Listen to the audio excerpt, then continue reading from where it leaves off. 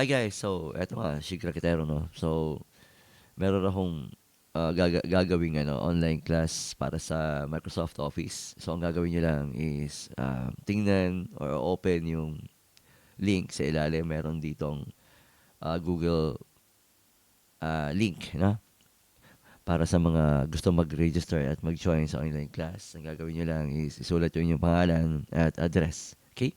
At syempre, i-share nyo rin tong video na to para sa mga kaibigan natin sa amang sulok ng mundo para naman ma-share natin yung mga kaalaman natin sa kanila. So, ang gagawin ko is gagawa ako ng um, sa Google Classroom. Okay? Then, abangan niyo lagi yung aking live. Pag ako nakapag-live, tapos meron akong link doon, i-join lang kayo sa akin, syempre. Pero for now, gusto ko malaman kung sino yung mga willing at sino yung mga gusto na join sa online class. So, ang gagawin niyo lang, isulat niyo yung mga pangalan, ang inyong mga uh, address dyan sa link sa ilalim, yung sa Google. Okay? So, Google Docs, okay? Form pala, Google Form. So, gagawin nyo lang, isulat yan yung pangalan at yung address, okay?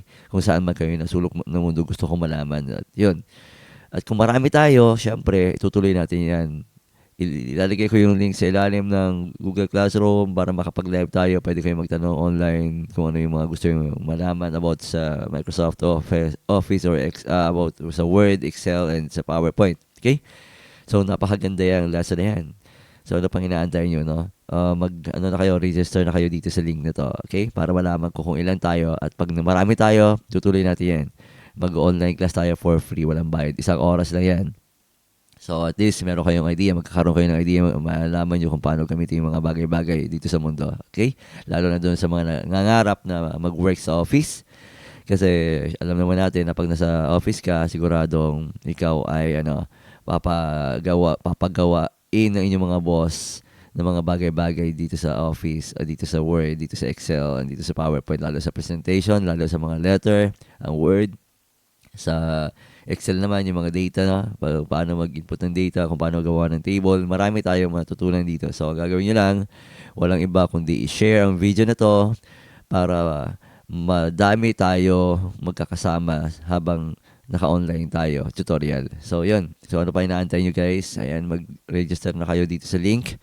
At ayun na nga, i-share ang videos para marami tayo, sabay-sabay tayo. Para hindi boring, no? Masaya tayo online. Saan man kayo ng sulok ng mundo, ako mag-adjust, gagawa ko ng oras, kahit madaling araw pa yan.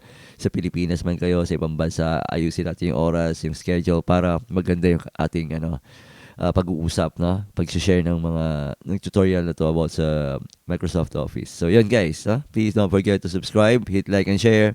And yun, share lang tayo. Stay safe. God bless.